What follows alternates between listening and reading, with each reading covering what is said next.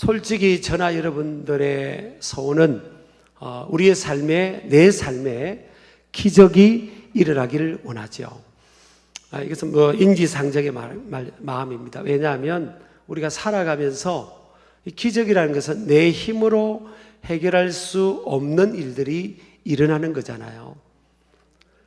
근데 벼가 머리를 익을수록 숙이는 것처럼 우리가 살아가면서 연수가 높아지면서 더해지면서 우리의 삶 속에, 내 삶 속에 내가 해결할 수 있는 것들이 참 적다.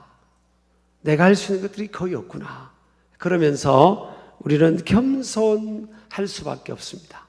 그래서 내가 할 수 없는 이 일들이 하나님의 초자연적인 도우심으로 이루어지는, 반전이 일어나는 이런 기적들을 경험하기를 원하고 또 그것을 기대하게 됩니다.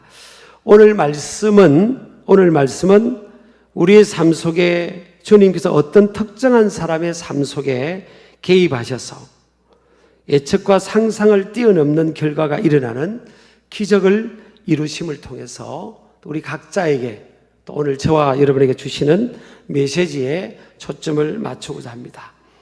먼저는요, 불편한 현실의 수용과 기적, 그리고 기적의 목적에 대해서 쭉 몇 가지로 살펴보려고 합니다. 첫 번째는 현실의 불편함 속에는 기적을 위한 하나님의 섭리가 있다는 거죠. 오늘 베드로가 밤새도록 물고기를 잡았는데 잡지를 못했어요. 그런데 그 그물을 아침에 싣고 있는데 예수님께서 제자들과 큰 무리와 함께 그 갈릴리 바다, 베드로가 그물을 싣고 있는 그곳에 오시게 된 거죠.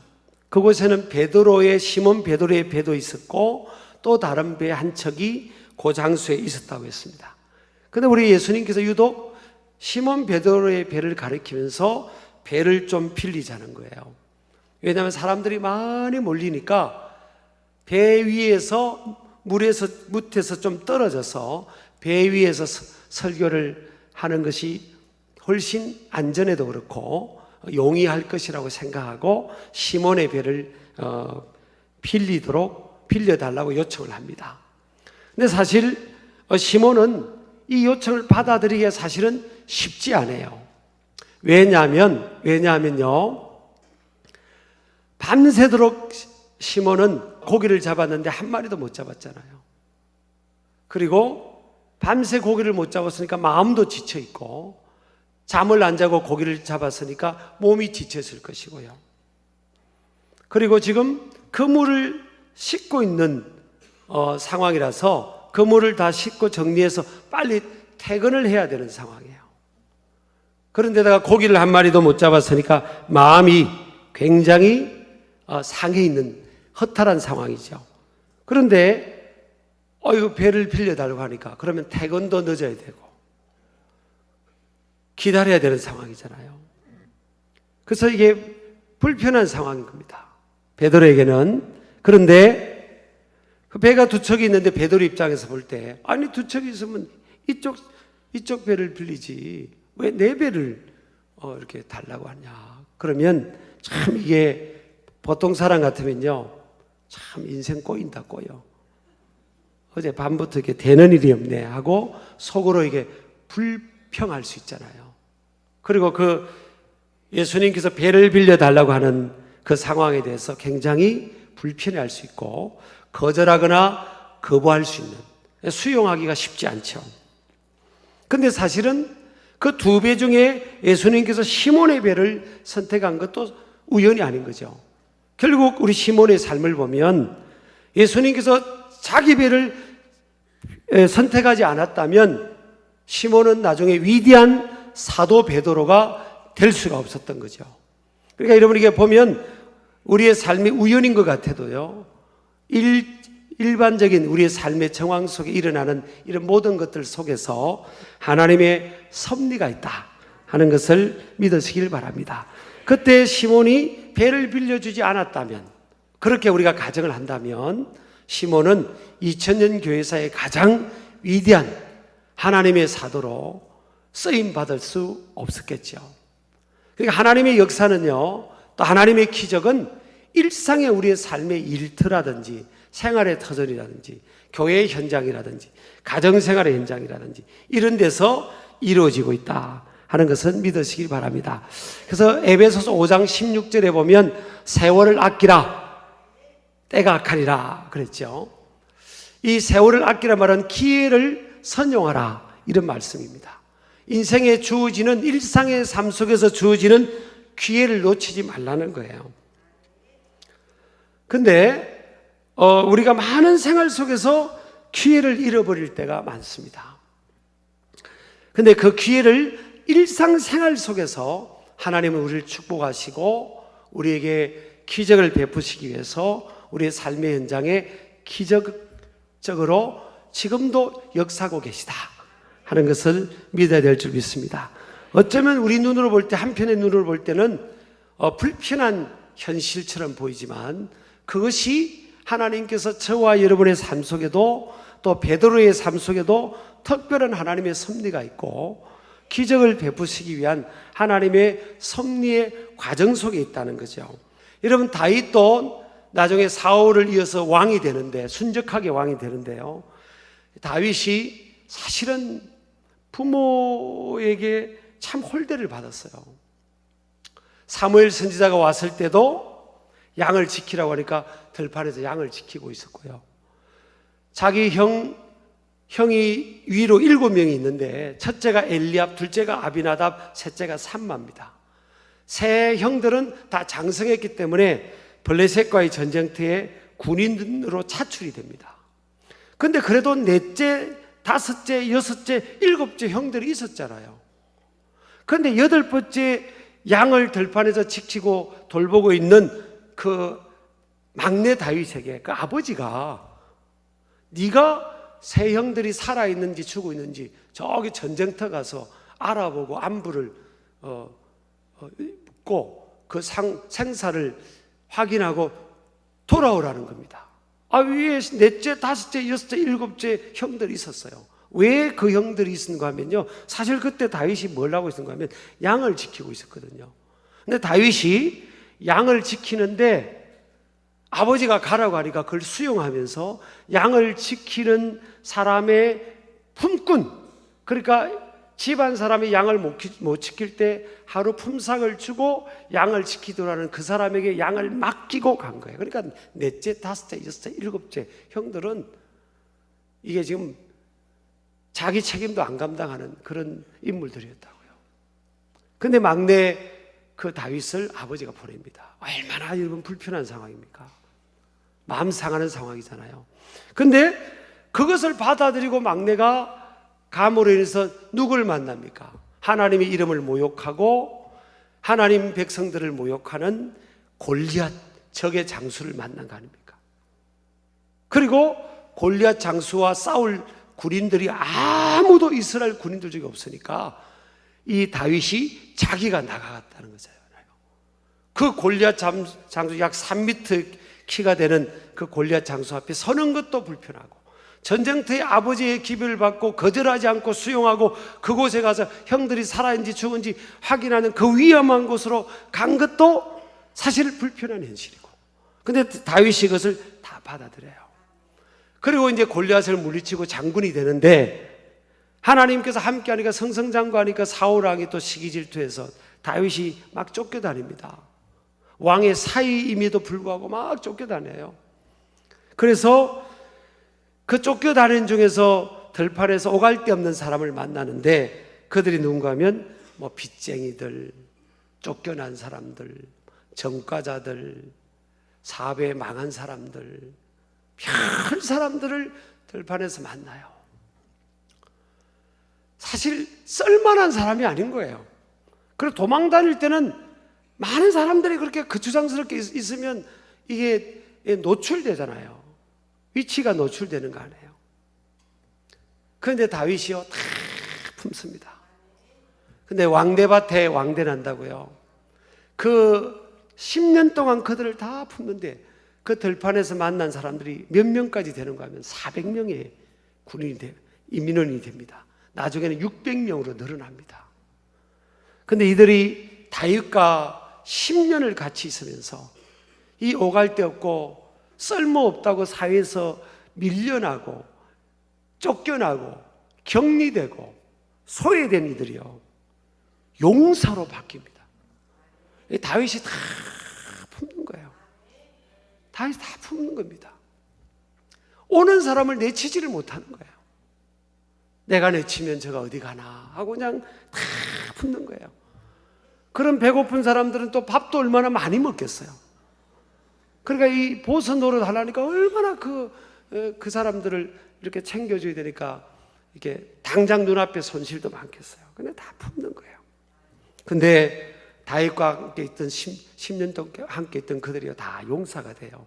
나중에 다윗이요, 순적하게 남북을 통일하는 왕이 됩니다. 왕. 백성들이 다 요청을 해요. 우리 왕이 되어달라고. 근데 들판에서 만났던 이 400명, 나중에 600명으로 늘어났는데 이들 때문에 이들이 나중에 용사가 되고 이들이 얼마나 목숨을 걸고 다윗을 위해 목숨을 거는지를 몰라요. 그래서 이들 때문에요, 다윗이 순적하게 이스라엘 민족의 통일왕국의 왕이 됩니다. 그러니까 당장에 불편하게 보이는 그런 현실을 받아들이면 그것이 나중에 하나님의 축복과 기적의 그런 근거가 되는 거죠. 저는 우리 교회를 놓고 봐도요, 여러분 이게 이제 선거철이 되면 이게 보면 참 우리나라 사람들은요, 굉장히 지금 6.25를 경험한 세대들은 굉장히 정치적입니다. 이 부부도 뭐가 안 돼요, 사실은. 안 되는 게예요. 근데 제가 여러분이 제일 싫어하는 당에, 여러분이 제일 싫어하는 당에 제일 높은 사람이 우리 교회에 온다. 그러면 좋아요, 안 좋아요? 저 그냥 생각을 해본 거예요. 생각을 해본 거예요. 좋아요, 안 좋아요? 20, 30대는 뭐 그런 게 별로 없는데 어때요? 와야 돼요, 안 와야 돼요?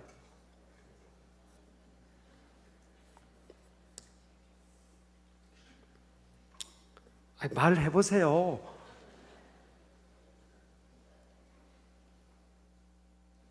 우리 교회도 로케이션이 지금 딱 국회의사당 옆에 있잖아요.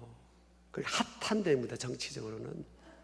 선거가 되면 막 사람들이 오고요. 대통령 선거가 되면 한번 들르려고 하고 막. 사실은 지난번 선거 때도 연락이 왔어요, 온다고. 대통령 후보가 우리 교회에 오겠다는 거예요, 모당에. 근데 사실 부담스럽더라고요. 굉장히 부담스럽더라고요. 근데 목사가 오지 마라고는 못하잖아요. 오시긴 오세요 했는데 저요, 안 오면 더 좋겠습니다 그랬어요. 근데 기적적으로 안 오셨어요. 주일 새벽에 다른 스케줄이 갑자기 저쪽 일이 있다고 못 온다고. 저도 그런 거예요, 사실은.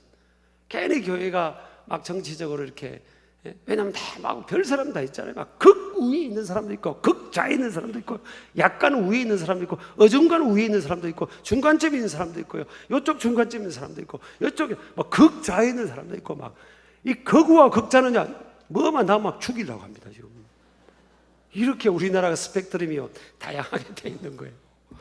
그러니까 이게 교회가 이런 때가 되면 민감한 거예요, 사실은. 근데 여러분, 2부 때는 그러더라고. 2부에 오신 우리 생길 가족들 그러더라고요.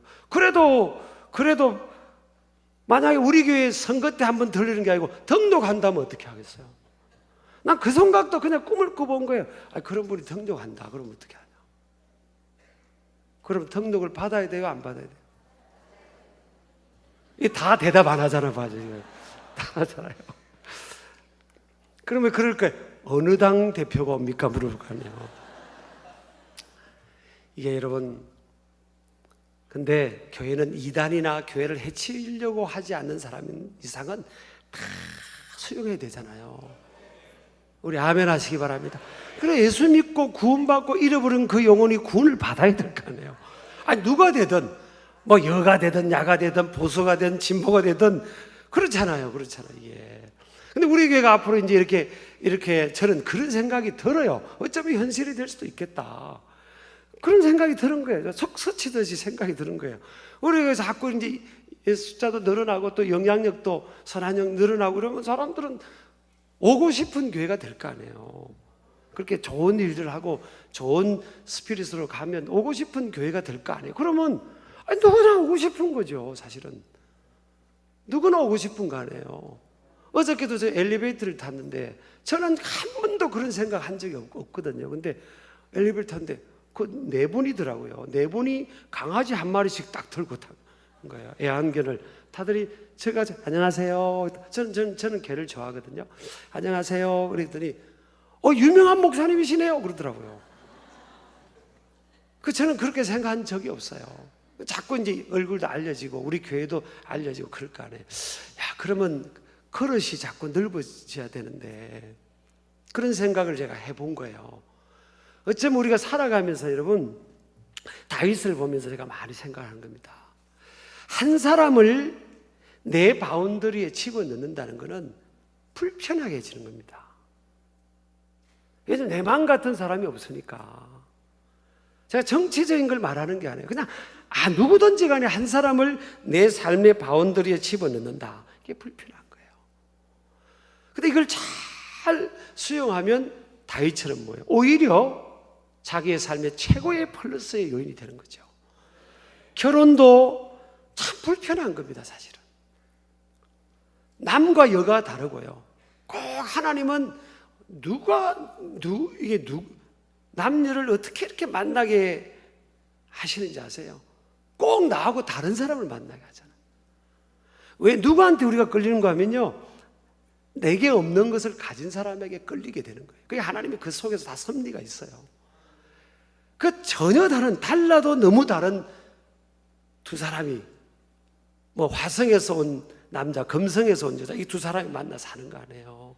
제가 결혼하면 꼭 그런 이야기를 합니다.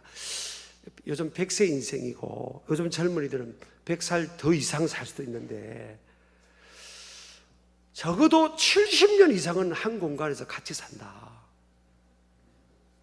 특별한 어떤 상황에서 그게 깨어짐이 아니고는 그럼 어떻게 생각하니까 굉장히 좀 심란하다고 그러더라고요. 이게 쉽지가 않은 거예요. 불편한 현실을 쓰는. 왜? 나하고 너무 다르니까. 너무 나하고 다른 두 사람이 살아가야 되니까. 근데 잘 수용하면 그 안에서 좋은 에너지가 나타나게 될 줄을 믿습니다. 어쨌든 하나님의 역사는 우리의 불편한 현실입니다. 이게 여러분 가정만 국한하는 게 아니에요. 살아가다 보면 참 어려움들이 많이 있잖아요. 어려움들이 많이 있다고요. 근데 여러분 이 시몬도 생각하지 못한 어려움이 있지 않습니까?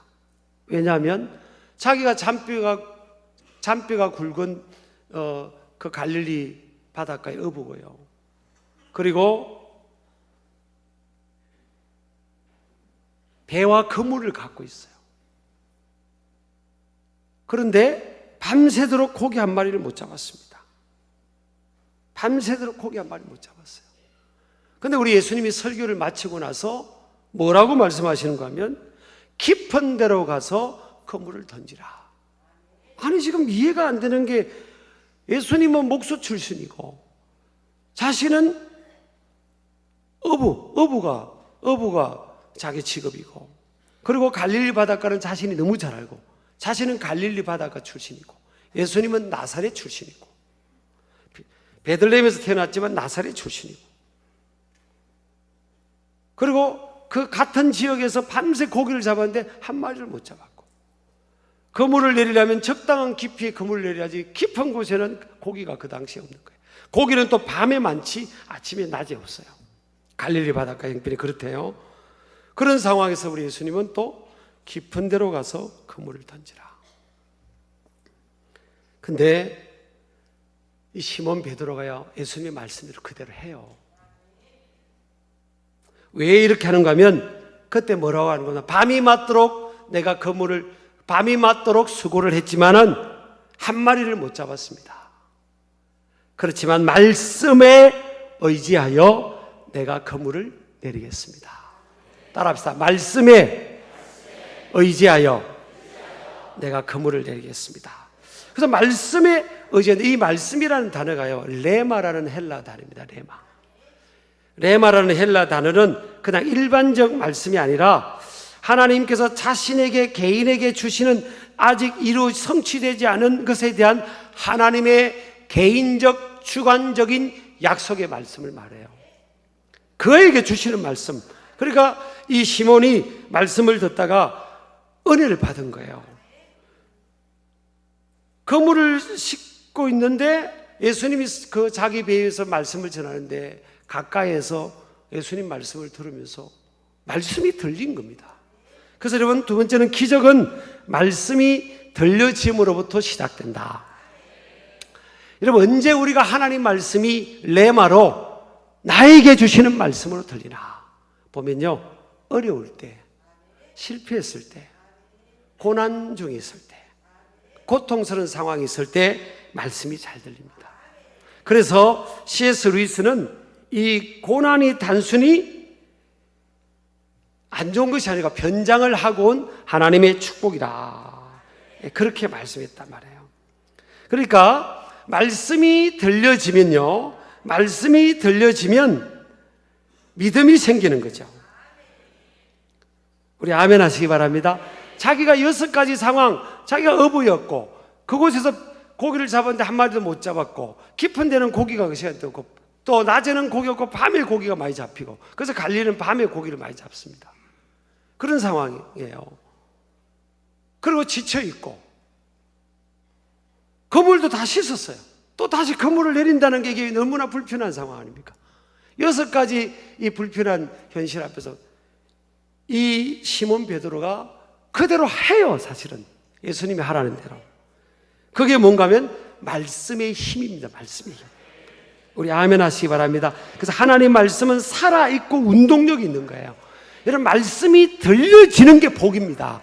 말씀이 들려질 때 돌파가 일어나고요, 하나님 뜻대로 순종하는, 그래서 기적을 경험하게 될 줄 믿습니다. 그래서 실패와 고난은 하나님의 말씀이 새롭게 들려지는 이유이다. 그래서 인생의 실패나 고난이 어려움이 아닙니다. 여러분, 인생은 끝난 인생은 없어요. 끝난 인생이 없습니다. 나는 사업에 실패했고, 나는 가정에 실패했고, 나는 건강에 어려움 있고, 그럼 나는 인생 끝났다. 그러면 요번 인생이 끝나요. 요번요, 10명의 아이들이 하루에 죽었습니다. 그 많은 재산이 다 날아갔어요. 나는 그래서 가끔 우리 아이들 만나면 그럽니다. 지금까지 살아줘서 고맙다 그럽니다. 내가 아무것도 요구하지 않는다. 그냥 살아만 다오. 너희들이 그냥 이렇게 살아있는 게 고맙다. 인생이 쉽지 않다. 얼마나 많은 고난이 많은데요, 살아있음만 준 게 고맙다고.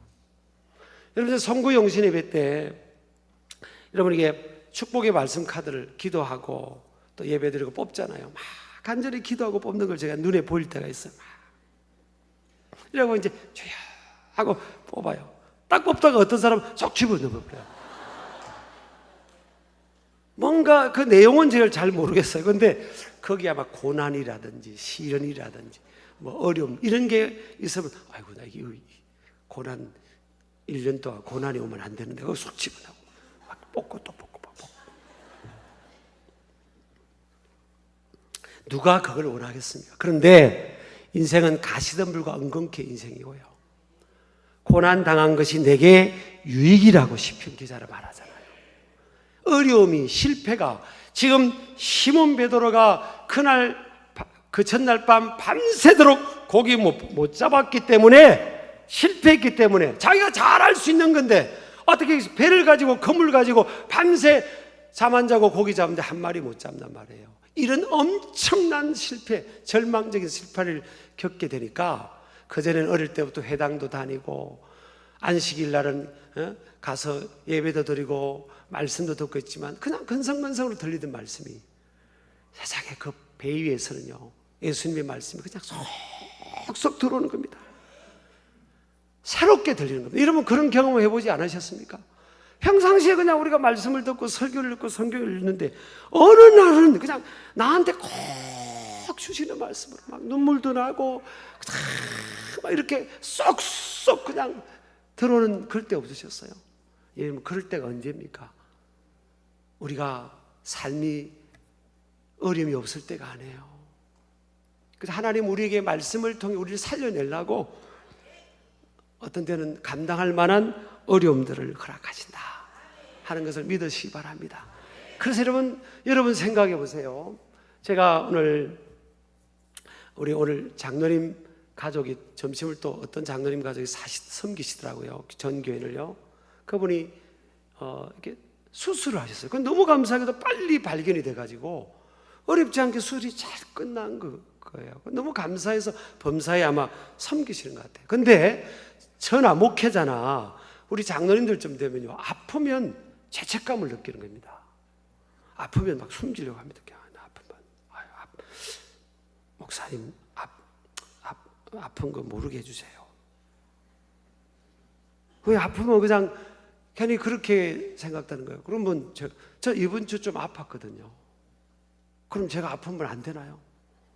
사람은 아플 수도 있고 고통 겪을 수 있는 거예요. 그러니까 여러분, 우리가 바라볼 때 누군가를 바라볼 때 말이에요, 저 사람이 어려움을 겪고 실패했다, 예를 들어서 그러면 에휴 그래 지가 뭐 해봐야 얼마나 하겠어, 잘난 차들이니까 어려움 당했구만, 이렇게 생각하면 안 됩니다. 그게 누군가면 욥의 친구들이에요. 욥을 병문안한다고 가가지고요 혹을 하나 더 붙입니다. 그래 네가 빨리 회개해야 돼, 하나님 좋은 분이니까 회개하면 돼, 이러고 있어요. 그 나중에 책망 받잖아요, 하나님 앞에요. 다른 사람이 여러분이 살다 보면 어려움을 겪을 때, 다른 사람이 여러분의 어려움을 겪을 때가 있잖아요. 내 뜻대로 순리대로 내 순탄하게 뭔가 잘 풀리지가 않잖아요, 인생이요. 어려움이 있잖아요, 여러분. 사실은 어려움을 만나는데 다른 사람이 여러분을 인생을 해석할 때, 아유 저 사람 뭔가 하나님 앞에 잘못한 게 많아서 그래, 그렇게 생각하면 그럼 얼마나 그게 상처가 되겠어요. 우리는 인생은 우리가 자신의 인생도 다 해석할 수 없고요, 다른 사람의 인생을 해석할 수도, 그게 그렇게 해석하는 걸 재단한다는, 재단. 너무 쉽게 판단해 버리는 거예요. 여러분, 베드로가 나중에 위대한 2000년 교회사의 가장 위대한 사도가 되는 겁니다. 그렇지 않았다면요, 그날 밤에, 그 전날 밤에 한 마리도 물고기 못 잡는 그런 처절한 실패를 경험하지 않았다면 그런 말씀이 안 들렸을 겁니다, 그 아침에. 그러면 그가 은혜 받고 위대한 사도가 될 수 있었겠습니까? 그래서 여러분, 어려움 당한 게 복이다 생각해요. 복. 따라서 고통이, 실패가, 고난이 복이다. 우리 신길 가족들은 그냥 하나님께서 보너스를 주시려나 보다, 이 고통 뒤에 보너스를 주시려나 보다, 그리고 감당할 만한 고난을 허락하신다고 했으니까 하나님 감당할 수 있도록 해주시나 보다, 이렇게 생각하기를 주의 이름으로 축복합니다. 네 번째요, 순종 자체가 기적이며 말씀에 대한 순종이 있는 곳에 기적이 일어난다. 따라서 믿음은 순종이다. 요한복음 3장 36절에 보면 아들을 믿는 자에게는 영생이 있고 아들에게 순종하지 아니하는 자는 영생을 보지 못하고, 그렇게 돼 있어요. 아들을 믿는 것과 아들을 순종하지 않는 것, 믿는 것과 믿지 않는 것으로 대비해야 되는데, 믿는 것하고 순종을 비교하고 있어요. 그러니까 믿는 것은 순종하는 것이고 믿지 않는 것은 불순종하는 것입니다. 그래서 여러분, 뭐가 우리가 자연스럽겠어요? 순종하며 살아가는 게 자연스러운가, 순종하지 않는 삶이 자연스러운가? 보면 순종하지 않는 삶이 자연스러워요. 여러분, 애들 보세요. 애기들, 갓난 애기들. 그러나 누구를 말도 하지 못하고 그냥 그런데도요, 이거 하지 마, 하려고 그러고, 이거 먹으라, 안 먹으라고, 이거 먹지 마라 하면 막 먹으려고. 이거 어디서 배운 거죠? 아담과 하와 이후로, 아담과 하와가 선악을 알게 하는 나무 실과를 따먹으므로 죄의 근성이 들어오고 불순종의 근성이 들어온 겁니다. 그러니까 인간은 하나님 뜻대로 안 사는 게 자연스러운 거예요. 하나님 뜻대로 사는 것은 믿음이 주어져야 되는 거예요. 말씀을 근거로 한 믿음이 주어져야 시몬처럼 뭐예요? 자기 뜻, 자기 이성, 자기 경험, 자기 지식, 자기 판단, 이것을 뛰어넘어서 깊은 데로 그물을 던지라니까 순종하잖아요. 왜? 말씀이 들어오니까, 믿음이 생기니까 들어오는 겁니다. 그래서요, 이 기적은 하나님 말씀에 대한 순종을 통해 주신다. 신명기 28장 1절도 보면 삼가 하나님의 말씀을 듣고, 여호와의 말씀을 삼가 듣고 내가 오늘 내게 명령하는 그의 모든 명령을 지켜 행하면 내 하나님 여호와께서 너를 세계 모든 민족 위에 뛰어나게 하실 것이다. 듣고 지켜 행하면 청종입니다. 듣고 순종. 그럴 때 기적이 일어난다. 그래서 믿음은 경험과 지식과 상식을 뛰어넘는 영역인 말씀을 근거로 한 순종이며 그 순종을 통해 기적을 경험하게 된다. 그래서 말씀은 믿음을 주어주고 믿음은 순종, 순종은 기적. 따라합시다. 말씀은 믿음, 믿음은 들으면서 난다 했잖아요. 믿음은 순종, 순종은 기적이에요. 믿음, 순종, 기적. 이 앞에는 뭐예요? 말씀입니다. 말씀이 은혜가 임해야 될 줄 믿습니다. 그래서 이 은혜가 임하니까 이 시몬 베드로는요, 하나님의 기적의 진정한 목적인 진실한 자아 발견과 사명의 부르심을 경험하게 됩니다. 진실한 자아 발견이 뭐죠? 이 8절에 보니까 이 물고기가 자기가 던진 그물에 가득하게 그물이 찢어질 것처럼 잡히니까 이때 이걸 경험하니까 시몬 베드로 그럽니다. 예수님 앞에 무릎을 꿇고 엎드립니다. 그때 진짜 엎드린다는 게 예배입니다. 예배. 주여 그럽니다. 아까 5절에서는 선생님이요 그러더니 8절에 가서는 주여 그럽니다. 더 견고한 믿음을 갖게 되고 인생의 주인 큐리오스 헬라어로 주여, 주인님입니다. 당신은 내 삶의 주인이십니다. 그러면서 뭐라고 합니까? 나는 죄인입니다. 진정한 자아 발견해요. 저와 여러분은, 여러분의 진정한 자아는요, 우리가 죄인입니다. 하나님 앞에 정말 죄인입니다. 그래서 우리 사도 바울도 이 진정한 자아를 은혜 속에 발견하고 나는 죄인 중에 괴수라 그럽니다. 이러면 자기가 하나님 은혜가 없으면요, 다 다른 사람이 죄인입니다. 아이, 저 사람 저거. 아유, 저 사람 저거 막. 아유, 저 사람 저거 오랫동안 교회 다니면서 왜 저래 저거. 아유, 저 사람 왜 저래 그럽니다. 근데 주님의 은혜가 임하면요, 내가 죄인, 내가 남 신경 쓸 필요 없어요. 따라서 내가 죄인이다. 자아 발견을 하고요. 그때 주님이 그를 부릅니다. 네가 사람을 취하리라. 이제후로는 10절에 보면, 마지막에 보면 이제후로는 네가 사람을 취하리라. 사람 낚는 어부가 되리라. 위대한 사도의 삶을 살게 되리라. 그렇게 고백하잖아요. 저는 우리 신길가족들 또 올 한 해 동안 놀라운 기적이 일어나게 될 텐데요, 여전히 인생은 불편해요. 여전히 인생은 불편한 현실입니다. 그 현실을 잘 받아들일 때 그 현실 속에서 하나님의 기적의 역사가 일어나게 될지를 믿습니다. 주님께서 말씀하시면요, 나는 이 길 가고 싶고 이것이 내가 옳은 것 같아도 주님이 말씀하시면 이 길 가라면 이 길 가는 거예요. 그리고 내 2배가 있는데 어떻게 4배가 선택돼서 4배를 헌신해야 되지? 2배 선택하면 되지, 그렇게 생각하지 말고요, 주님이 나 복 주시려고, 나 쓰시려고, 기적의 주인공 되게 하시려고, 아이고 내가 좀 퇴근해야 되는데 아이고 내 배를 누가 쓴다고 하네, 내 그물을 쓴다고 하네, 야 기회인가 보다. 불편한 현실이지만 오히려 생각을 바꾸는 거예요. 따라합시다. 기회다. 불리함이 유리함이 되고요, 위기가 기회가 된다. 쓰레기더미에서 하나님은 장미꽃을 피울 수 있다. 내 인생이 지금 다 끝난 게 아닙니다. 여러분, 인생이 다 끝난 게 아니에요. 하나님 앞에 아무리 실패한 인생이라도 영원히 실패자는 없어요. 하나님 안에서는 다시 회복되고요, 다시 내가 물고기 못 잡았다면 다시 하나님이 도와주시면 잡을 수 있고 더 나은 삶으로 쓰임받을 수 있는 겁니다. 그래서 여러분, 소망 가운데 이 믿음으로 주님 바라보기를 주의 이름으로 축복합니다.